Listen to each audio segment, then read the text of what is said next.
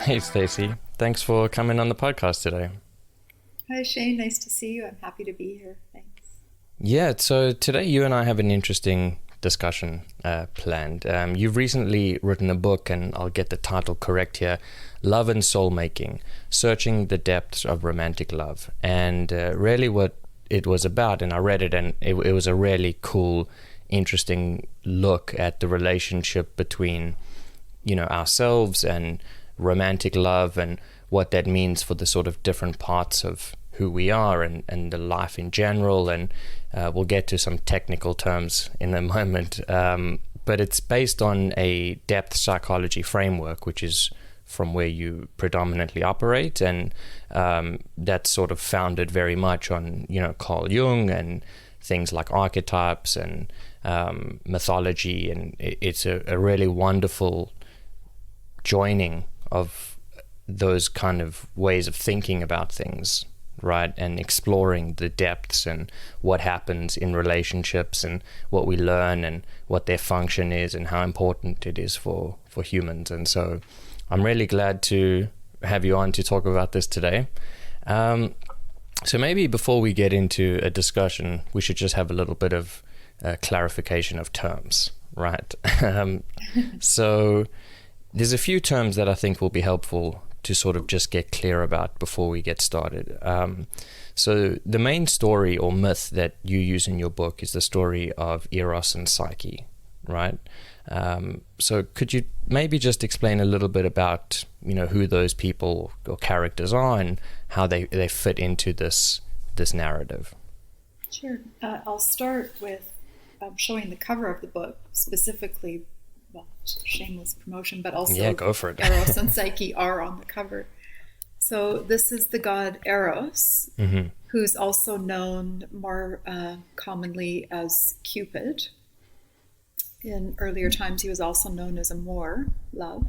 Mm-hmm. And this is Psyche. So this particular sculpture is at the awakening of Psyche with the proverbial kiss. Right. So our Western society grows out of Greek and Roman mythology. Those are the roots of the westernized world in terms of the structures that we all live within. And so leaning into and learning about cultural myths can help us understand different overarching patterns of value systems, beliefs, behaviors, structures that operate largely unconsciously. So this is why we can look at myth. Mm-hmm. So Eros, being the god of love, is the son of Aphrodite, or sometimes she's called Venus, and she's the goddess of love, sexuality, and beauty. And Psyche, Aphrodite, is very essential to the tale. And Psyche in Greek means soul or butterfly. So what we have is the tale of the god of love and soul. And so the inseparable relationship between love and soul, and all of the different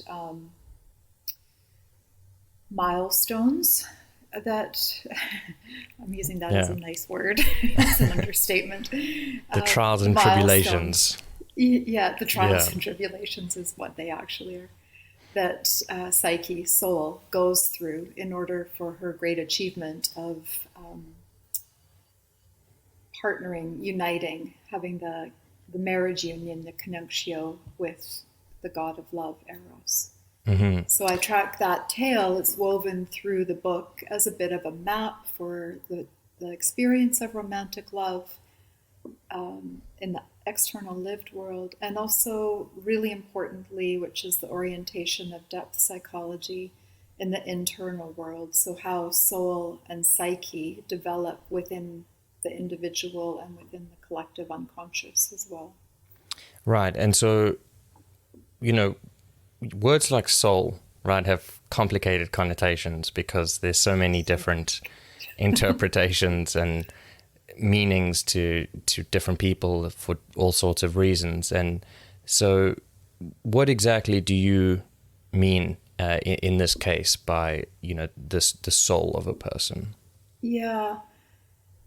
And I'm so glad you asked that, because very often in our westernized paradigm, we mix up the meaning of soul with spirit. Mm-hmm. And they're actually, the way I would use them and the way most depth psychologists would use them, they're quite different and almost opposite, in fact. So soul, we can think of embodied of the earth, in the muck and mud and moisture and streams, humus. Humus is like decay, rot, the blackening in alchemy, where everything dies off. It's that really mucky stuff.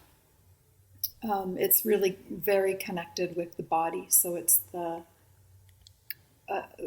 example I like to use, if we think of spirit as the eternal and the ephemeral, soul is the experience of the spirit being encapsulated in the matter of the body. And then from that union, soul is what exists. Right. Because, it's quite hard to talk about, spirit and things that are undefinable and trying to make sense of them in our human language. And so we're not even going to venture out on that path now. But if I'm understanding you correctly, it's when we say soul, it's sort of one way of saying it might be, an embodied mind, which is how some people have chose to amalgamate the sort of dualistic view of mind and matter, or, the sort of total psychophysiological human experience in the context of being alive in the world, right? So it's everything that you are that is understandable to some degree. Yeah, that's not how I would describe it. No? That's actually tipping more toward how I would describe ego, only because you use the word, oh gosh. Understandable. We're having so much fun for hours. There's not necessarily a lot of consciousness with soul. Right. In fact, I think there's a lot of unconsciousness, where ego, the way I would use it, which is not how Buddhists would use it at all, or anybody in the yoga tradition, I would think of that as a container that holds everything we know about ourselves in consciousness, right? Mm-hmm. Soul is more the lived experience when we're talking about the personal. And so as we age and we have more experiences, and particularly if those experiences are gritty, the soul becomes more rich, like wine, right? The longer it ages, the richer it becomes, right? Through the experience in alchemy. But that's talking only about the personal soul. And soul ultimately, when we really zoom out, isn't incredibly personal at all. It's directly connected with the world's soul, which is called the anima mundi in Latin. So the book is in fact dedicated to the anima mundi, to the world's soul, where everything that's alive and part of the life force and part of our beautiful blue pearl of a planet, that is the anima mundi, and we're part of that through our own soulful personal experience. And so we're sort of individual expressions of the anima mundi. If you want to use individual as separate, and it's sort of complicated how separate that is, rarely, but we certainly feel ourselves to be a lot of the time. And so the story of Eros and Psyche is Eros being the sort of figure of love, and Psyche being the soul, right? And so it's a relationship between these two. And so maybe in just like a few sentences so that we have some context, like what happens in that story? A few sentences, okay. Oh, you can use all the sentences, but I didn't want to be like, will you recount the whole myth? No, don't. Go for it. It does feel important to bring it in, but I will give an abridged version. Sure. So Psyche is mortal. She's human. And she's very beautiful. And the goddess Aphrodite gets all enraged because people are starting to admire Psyche more than Aphrodite, and she's going to have no part of that. So she sends her son Eros to go and kill her or wed her to a monster. So in doing that, Eros accidentally pricks himself with his own arrow, Cupid's bow and arrow, and he falls in love with Psyche. So he whisks her away on the west wind, Zephyr, to a palace, his palace, and makes her promise to only look at him in the dark so she can never really see who he is. So we would call that stage, in terms of a metaphor for romantic love, the ignorance is bliss stage, or the rose-colored glasses. It's the happy honeymoon where everything is just wonderful, right? Mm-hmm. Everybody knows that for 6 months to a year, which is so lovely.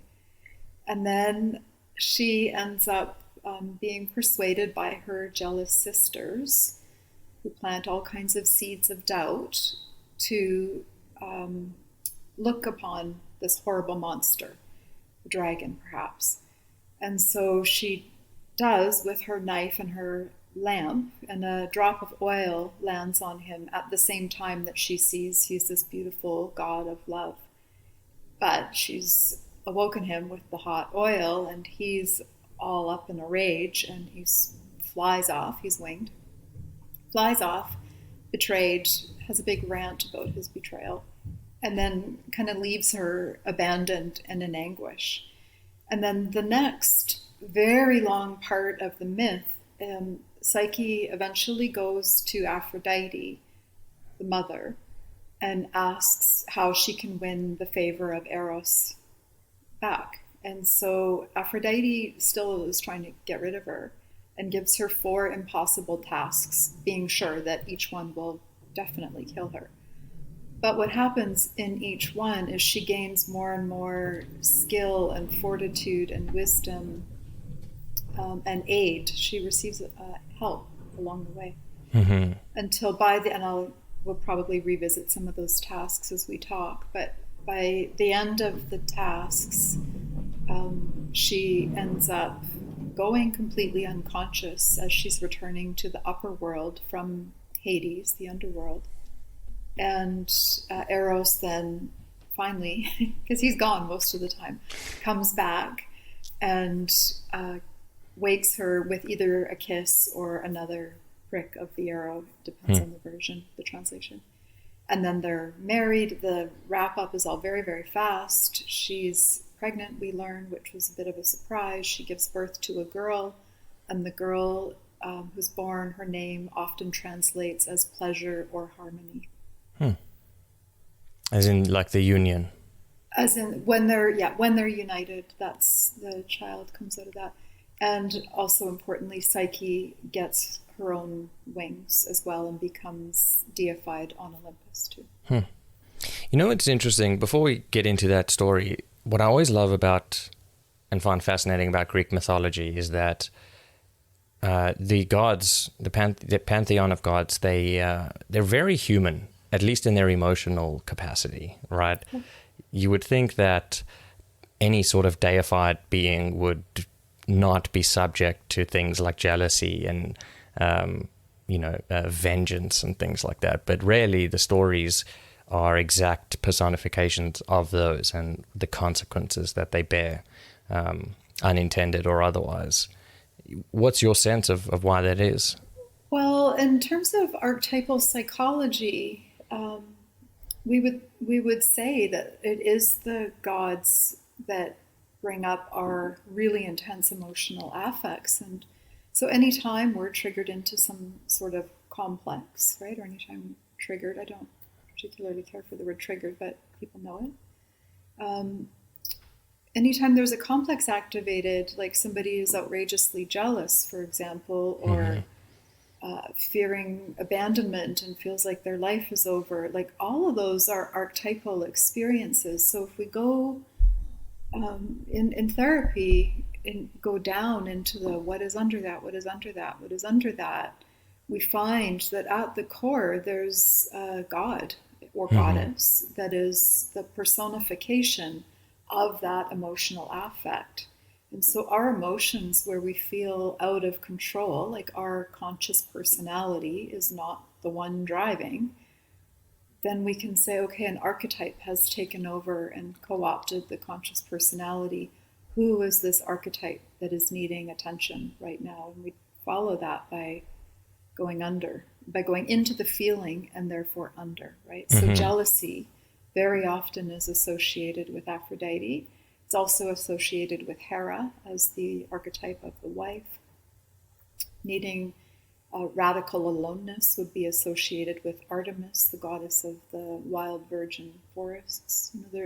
There's always different emotional affect associated with the various gods and goddesses. Yeah, and I guess that's also a really good explanation of perhaps where Greek mythology came from, right? In terms of a primordial psychology of trying to understand why we do the things that we do and feel the things that we feel.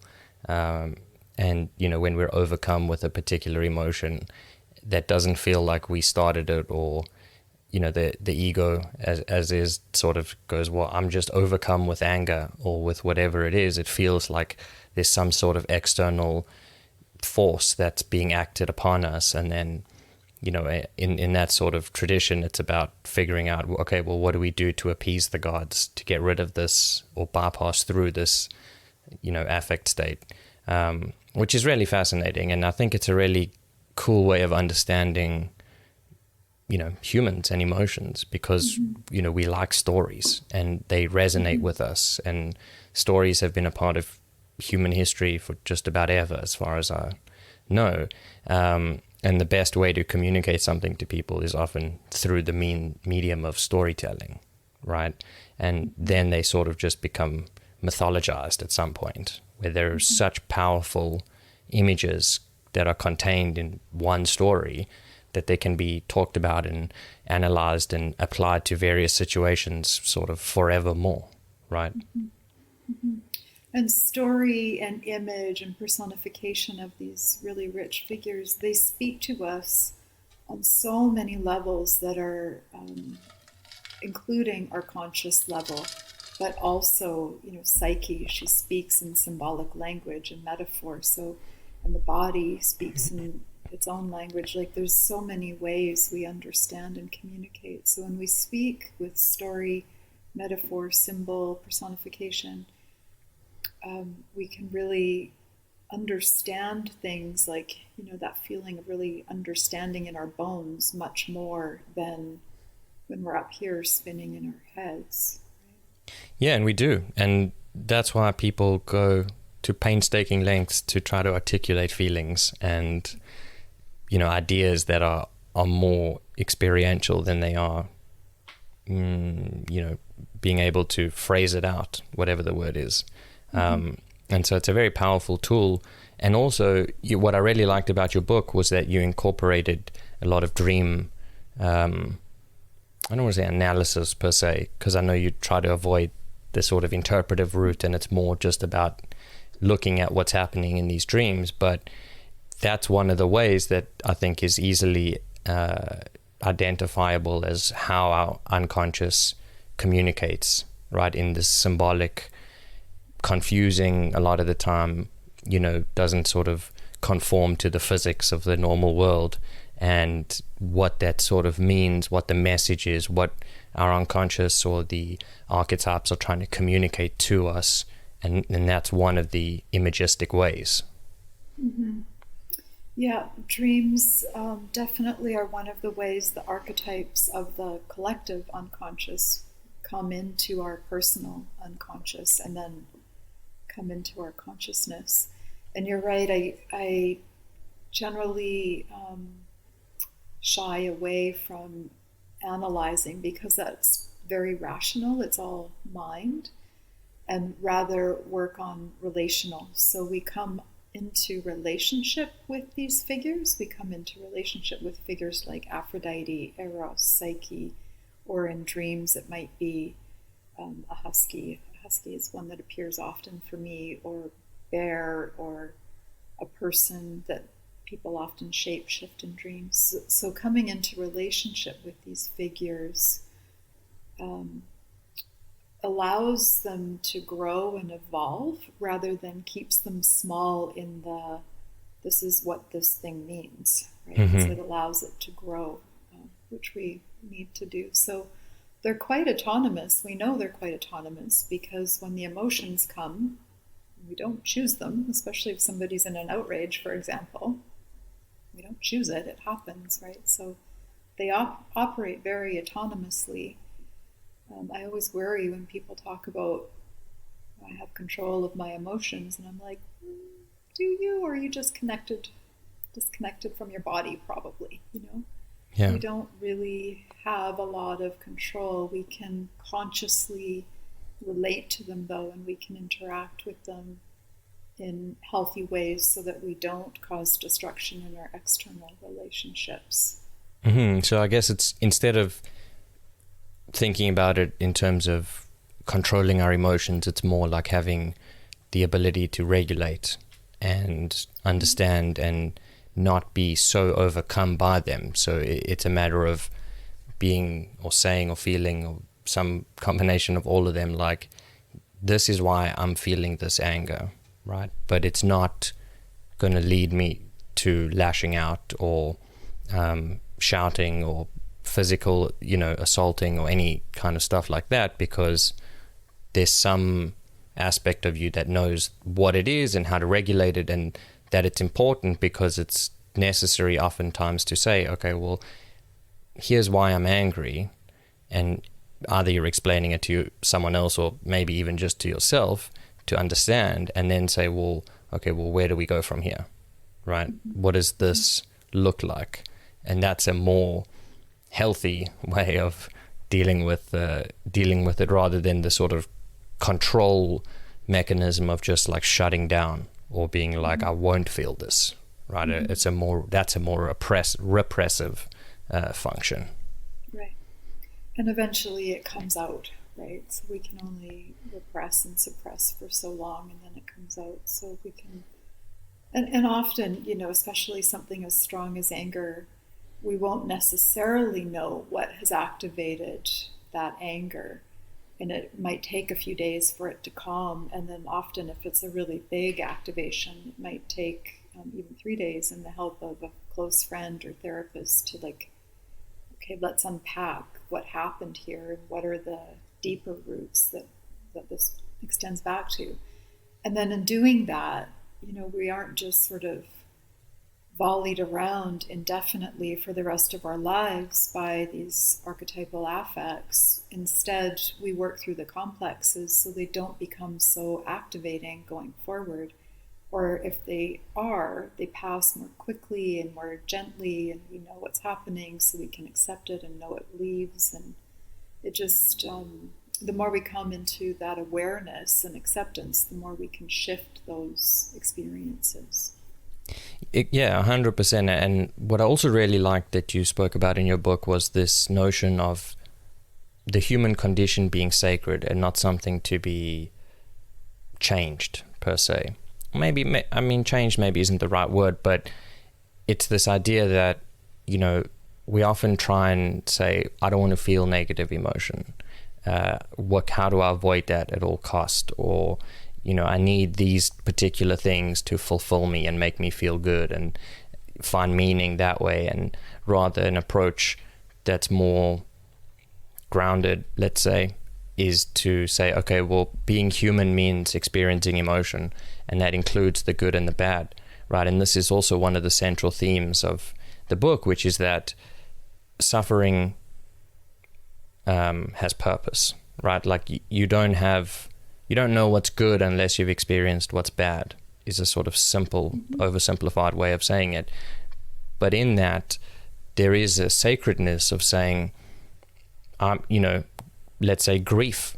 Okay, well, loss teaches you about the value of connection, right? Because once it's gone, you realize how truly meaningful and powerful and transformative that may have been, and that might lead you to look for connection elsewhere, or whatever that sort of looks like for any individual person. But that it's important to embrace the whole human experience, suffering and or pathos, I think it's the Latin is included, right? Mm-hmm. Mm-hmm. Yeah, exactly. And loss and grief, I think, are particularly poignant teachers, and they teach us about connection for sure. I also think, particularly with death, if we lose a loved one to death, there's nothing that can teach us more about life and loving and being here when we're in direct tension with the opposite, right? Mm-hmm. And there's that really liminal space, depending on how close the person was, that when we're in that liminal space of loss and grief, it's like everything is so raw, and the being here is just so, it can be vibrant and depressed all at the same time. It's a really rich, soulful experience, right? Mm-hmm. And that's how your soul expands. Yeah, sorry, go ahead. No, I was just saying, and like you say, that's how your soul expands, right? Exactly. Is through these experiences. That's where the biggest growth comes from, or transformation or expansion, where, and I think this is something that most people sort of intuitively know, right? Like another theme is the hero's journey. And any story that we like to hear, even in today's modern times that are created, it's like the story has to have some sort of conflict and resolution, right? Or a difficult challenge to be overcome. I mean, a story that's just very straightforward of like, oh, okay, I don't know, a man meets a woman, they get married and live happily ever after. People are like, yeah, okay, so what? Like, good for them, but it's not engaging. It doesn't represent growth or change or transmutation at any level. Whereas, the sort of classic love story of like people meet, they fall in love, they have a big fallout or a big challenge or something massive happens, and then that's resolved, and then the relationship is even stronger and more and deeper because of it, mm-hmm. right?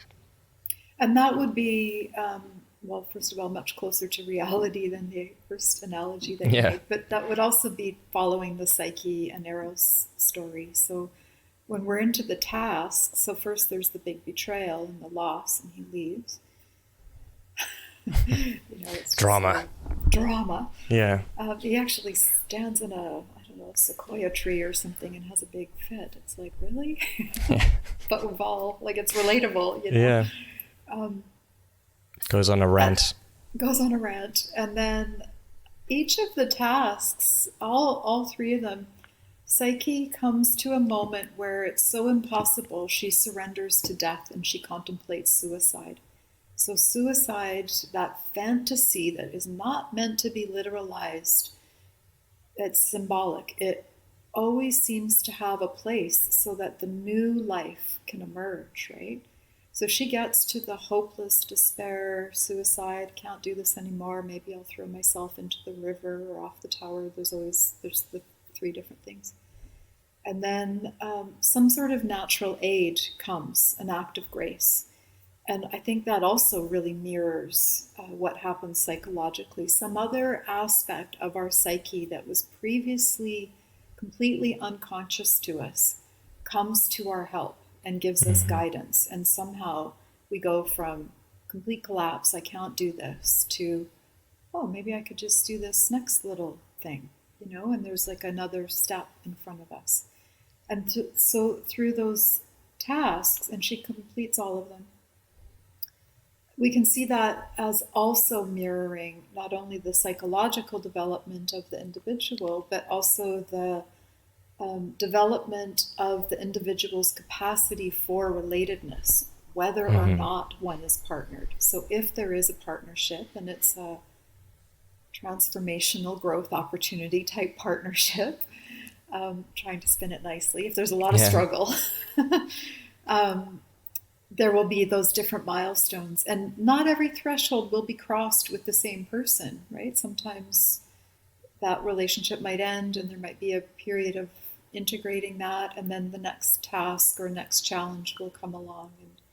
And each individual's journey is different. It doesn't matter whether one is in a long-term partnership, which is the social norm, or whether one is not partnered, or when one goes through, like, the paradigm doesn't really matter at all. But the development of relatedness continues through the suffering of the myth, of Psyche's suffering through the myth.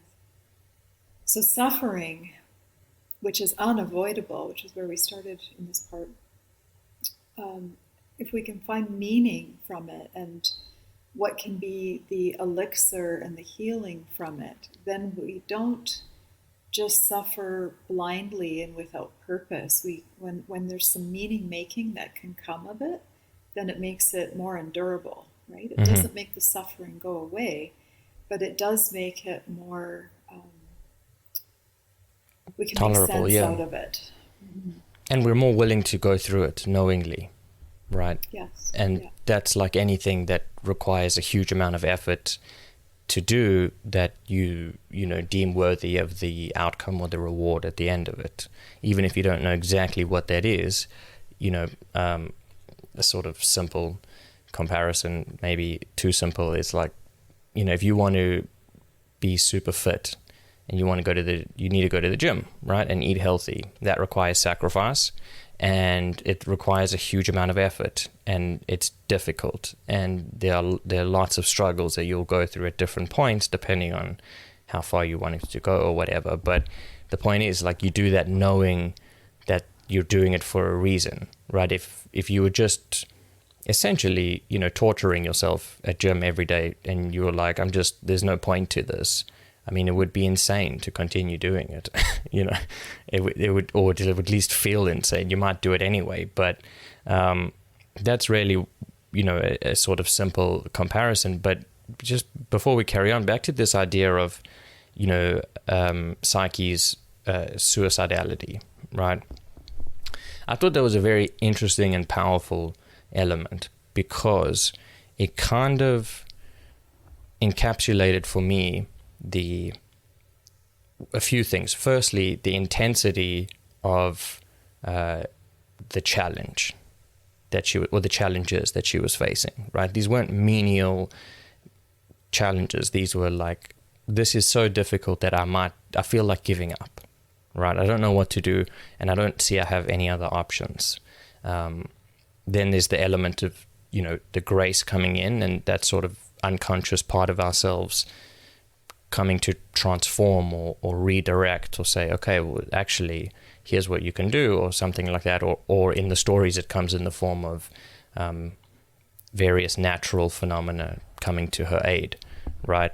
And then there's also the part of how it happens 3 times, or 4 times? 3 times.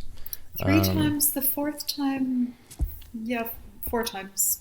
The 4th time is very complex, so it needs to be its own story. Well, whatever. Let's talk about the 3 times. It doesn't matter, because it's like the point of it being, she's so driven by her cause, or by this meaning to, find and be with Eros, that she knows what these challenges are going to look like and does them anyway, right?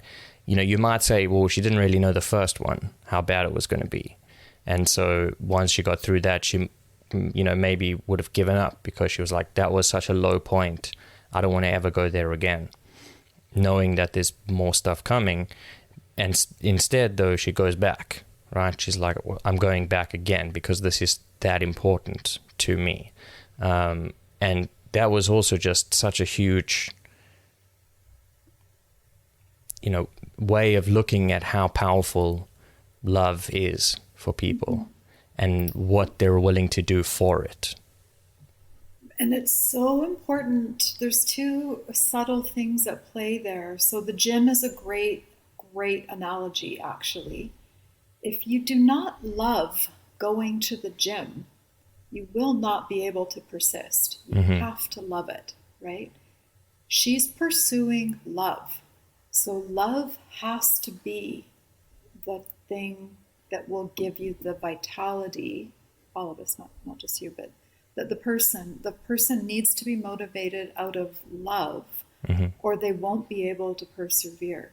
If we try motivating out of will, the stomach, the I center, the identity, we will fairly rapidly not be able to continue. I was going to use all kinds of euphemisms there. Yeah. It doesn't work. We really quickly understand our I, the ego, the will, is not enough to impel us. It has to be a labor of love. Mm-hmm. Yeah, and there's not enough willpower in the world to convince people or to convince yourself rather to engage in that kind of stuff. And especially because a lot of the time, not talking about gym, but talking about love, it's irrational, right?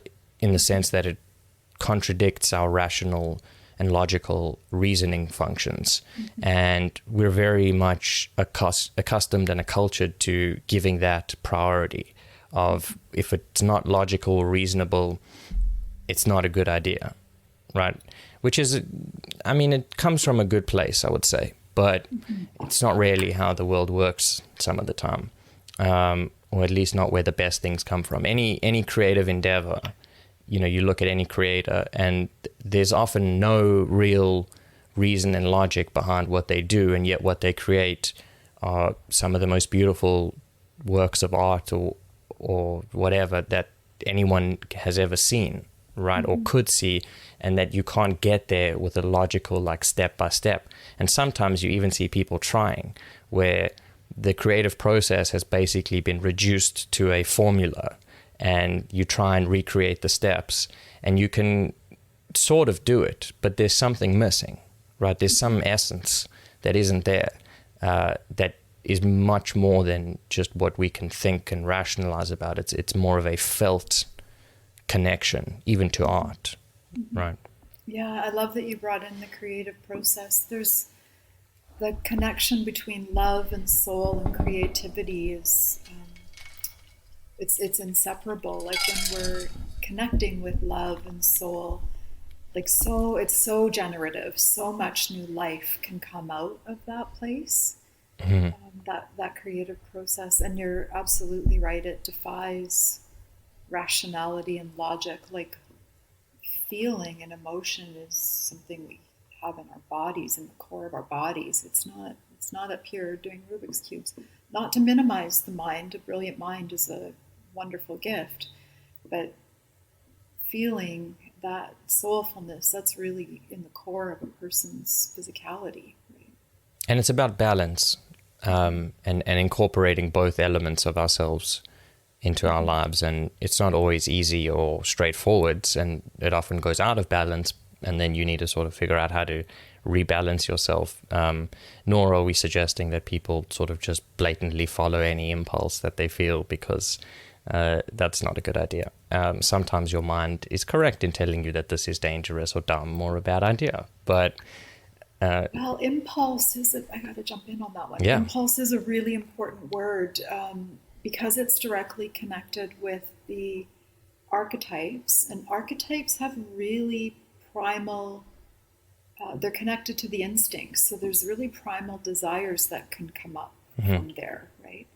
And many of those don't align with our human relationship morality or ethics, or our societal morality or ethics, right? So we do have to temper the impulsivity and compulsivity with rationality, right? We can't just act with blind instinct. We have to follow through consequence and see if it's aligned with our personal morality. And if you're concerned about the collective morality, then that as well. Most people are somewhat concerned about that, right? Yeah, and also, I mean, and an obvious but maybe extreme example of this would be, you might feel the impulse to hit someone or whatever, but you really shouldn't. And society's not going to care about what you think about morality. If that happens, they're going to arrest you and put you in jail. And that's just how it is, right? You don't get to dictate that. I mean, you can make changes differently, but on a sort of individual instance level, right? You still got to be part of society and follow the rules, or choose not to and bear the consequences. Maybe you choose to do that, and that's okay too sometimes. But it's all about, moderating and tempering is a good word that you used. Now, what I want to do also talk about was this idea that the relationship is the crucible in which the soul is formed. I mean, not formed, sorry, it expands, and how you speak about that a romantic relationship is like holding a mirror into your soul, right? I really like that analogy of saying, well, when you are deeply connected with someone, it's complicated to define that kind of connection, but in a romantic context, let's say, what's actually happening, one of the things is you're learning about yourself, and it might not be things you want to know, but you are learning them nevertheless, and through this mirror that this other person holds up. What does that mean to you? How do you conceptualize that idea? Yeah, the idea of the crucible is that there's two individuals, and the two together create a vessel. And so there's a third thing, and the third thing is the relationship or the crucible. It's both, but it's there because of the two. And so we bump up against our own projections is the correct word, the technical word, the mirror of the other person. So in seeing the other person, we're seeing through our own filter, and we're seeing really parts of ourselves. And we're never not in projection. It's not like it's this thing we can magically turn off. It's not an inferior function, although many people talk about it like it's something we want to outgrow. It's like as though it's a lower state. It is just a human way of being in the world, and it doesn't matter if we're in nature with a friend. In Wild Woman, I wrote about this robin that kept flying into the window, which was a really strong projection for me about like looking for reflection. So there's, the way we look at nature and people, in particular romantic relationship, because it's so powerful, then we can really learn and grow about ourselves. So, that falling in love stage is very much about the idealized other. So it's an inner idealized figure that we put onto the other person that has that attraction for us. And that thing that makes that attraction is Eros. Like, it's just magical. It's there or it's not. It lands where it lands. We have no idea why. It's like we could do all of those wonderful checklists, and they're really helpful, in looking for particular traits.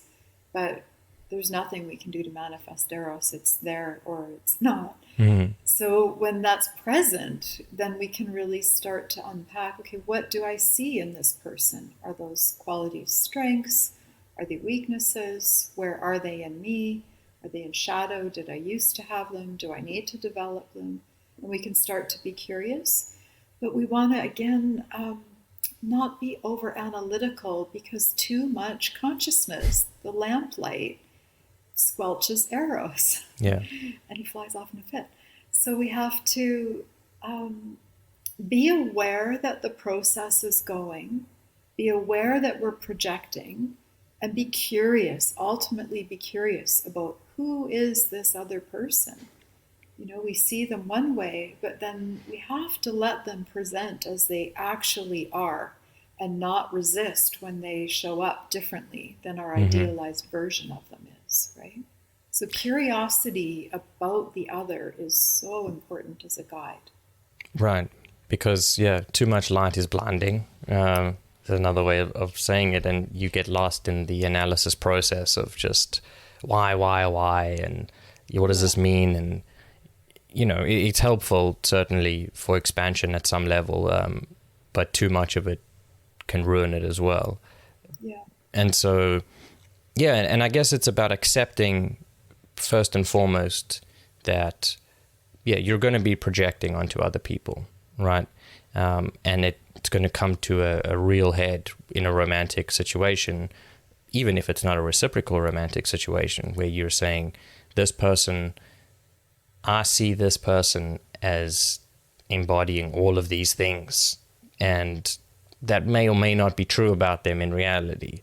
I mean, I'm sure there's some truth to it, but you need time and to move through that sort of infatuation phase to really get a handle on what that actually looks like and whether that's something that you're okay with or whatever, right? And not denying the evidence, if there is evidence, let's say. It sounds a bit sort of nihilistic to say it like that, but, you know, when someone presents something that is not really good and you choose to ignore it because you're like, well, I don't want to think about that because that pushes up against my idea of how great or perfect that this person is. Yeah, I forget what word I used. Evidence is just fine. I think I might have used it about being congruent with reality or reality testing. So if what the person is presenting isn't aligned with what the idealization is, then the reality, we have to look at the reality of the situation. And we know we're projecting if the reality is inconsistent with the perceived or the so-called perceived projection.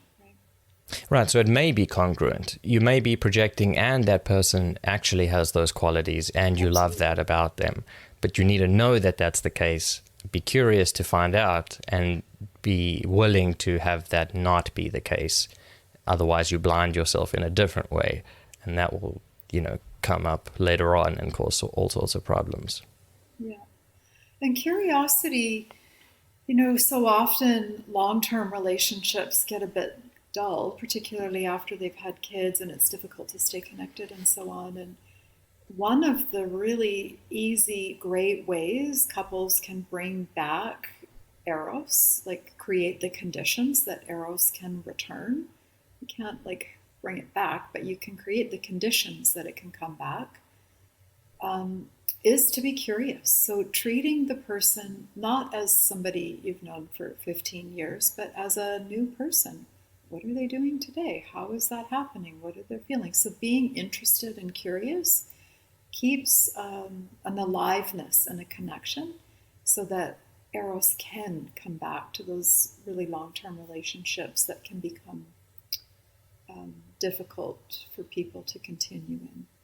Right, because they almost like stagnate at a certain point where life is highly routinized and you kind of have this knowledge of who this you think you have this knowledge of who this person is, and so you know what to expect in all sorts of different situations, and that probably leads to lots of assuming that's not a good representation of their reality, but instead of asking or investigating, you just assume and move on because you think you know them because you've known them for 10 years or 15 years, whereas when you engage with this curiosity, you bring back this element of rediscovering this person, and maybe that's where you find the Eros that once was.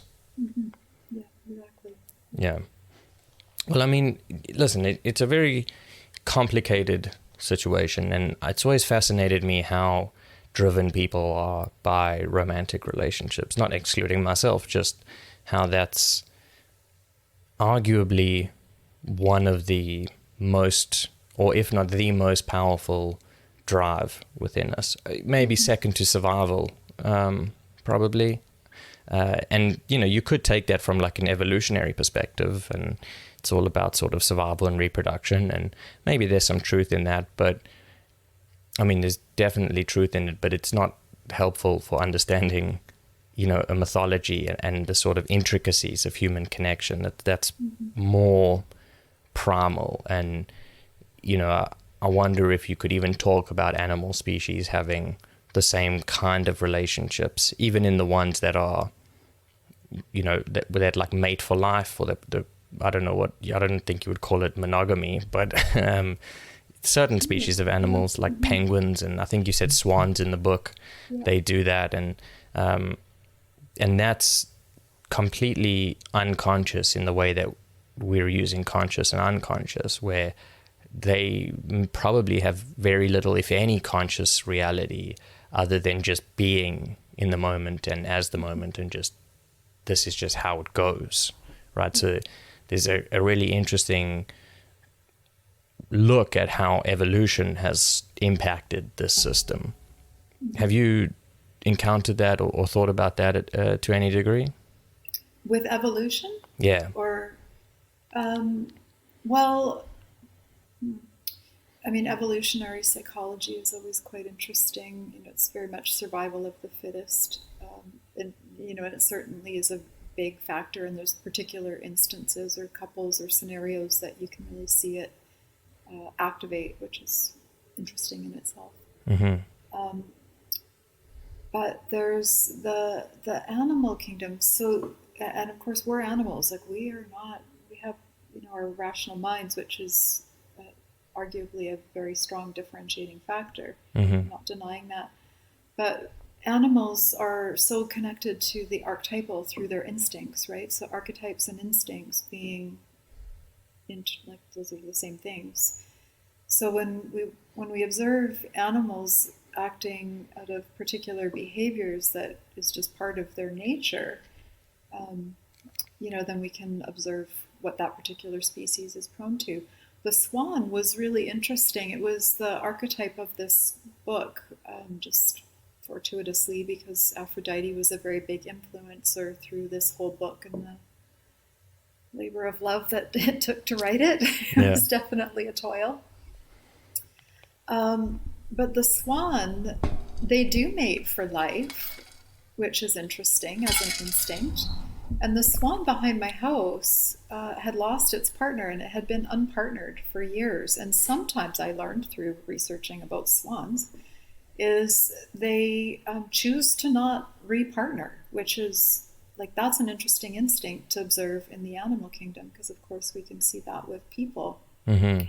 So when it comes to people and this whole question of, you know, are we monogamous? Are we polyamorous, which is a common word right now? You know, what is the nature of our particular mating habits and patterns? As a therapist, what I find, and just because I'm so interested in the topic, so I research it a lot, it's unique and it's not fixed. So what might be true for one person at one stage in their life will very likely evolve and shift through other stages in their life. So they may think they're, you know, wholly fitting within a particular paradigm.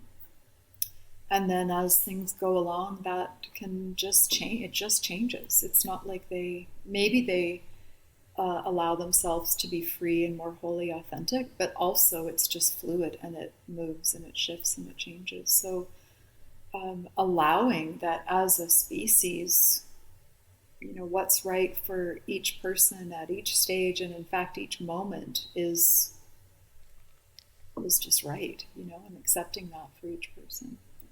Yeah, because life is very dynamic and changing all the time in ways that we can't really predict to a large extent, at least on a sort of individual psychological level, as far as I know.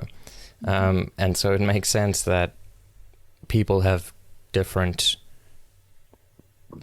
beliefs, let's say, or feelings about things that were once so central and well-founded, and something changes or they change, and all of a sudden there's a new reality that they're living in, and they might fight that with they probably will, a little bit internal conflict. That's always fun, but hopefully, you know, you resolve it and you live authentically, as you say, whatever that looks like, as long as it's, you know, not infringing on other people or whatever. But that's sort of the journey of life, right? That's Jung's individuation process, where it's a never-ending evolution and constant change, and it's about figuring out where you are right now. What do you want? What do you need? How are you going to get that? And, you know, what's the sort of best approach for every person as an individual, instead of saying, I mean, there's no real prescriptive answer that applies to all humans in almost anything. There's too much variation and diversity, which is a good thing, not a bad thing. But what that means is that you got to figure it out for yourself, which is also often a daunting process. It is. And then also there's the boundaries, let's call them, or constraints. So because we're also relational creatures, so people that have families, and their families are, like they're actively involved in them in whatever way,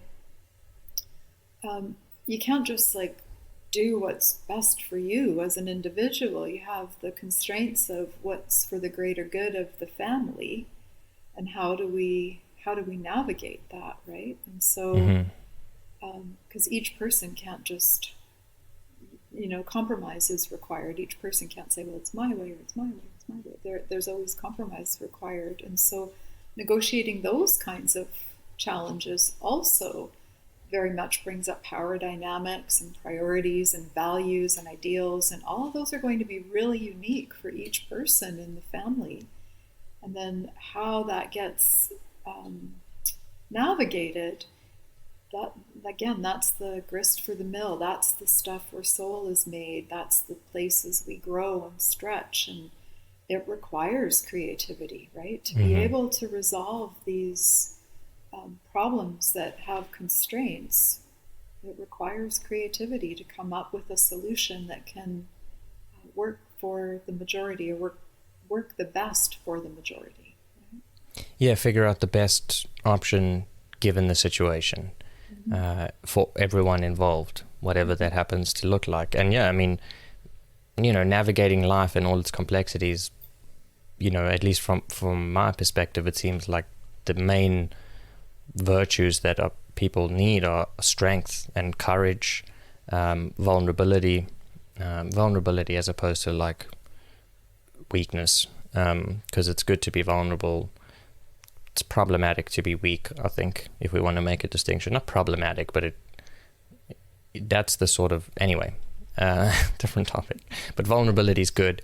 Being in touch with yourself and your emotions, and being honest, and those are sort of like foundational values that I've identified for myself. Maybe they apply to other people, maybe not, but that's how I sort of see things, and using those kind of as a basis of moving forward. It's like, how do I use those values and act accordingly in a way that is going to be best for not only myself, but for everyone around me. Yeah. And that is like a big part of the individuation journey. As the whole point of becoming authentic is we identify things like our values, our priorities, our ideals, our creativity, what's unique to us, right? And coming to know that, and it's layer by layer, which is quite often different than what we're taught as part of the societal paradigm. Yeah, I mean, otherwise it's just go to school, go to university, get a job, have a family, retire, and then die. And then that's life. And you're like, most people, I think, reach a point where they're like, something's not quite right about that. Although maybe that's one part of an aspiration. But it certainly changes over time. But anyway, listen, this has been a really fantastic conversation. I've enjoyed it a lot. I will link to your book and all of your website and social medias in the description. Again, it's called Love and Soulmaking, Searching the Depth of Romantic Love. Is there anything else you would like to tell people about? How can they find you or contact you? Please plug whatever you'd like. The easiest way to find me and to find out about both books and therapy is through my website, which is drstaceyshelby.com. Stacey is Stacey. And then the books, so you can access them through Chiron, which is my publisher, or Amazon in any country. I say that because you and I are both in Canada, but a lot of my publisher and a lot of the sales are in the US. A lot of listeners too. A lot of listeners too, yeah. Yeah. So any Amazon, yeah, and I think those are the best ways. I keep podcasts and interviews and free content available on my website. And I'm active on social media as well. Awesome. Well, thank you again. I look forward to speaking with you again soon. Good. Thank you so much, Shane. I appreciate the opportunity. No worries. Take care.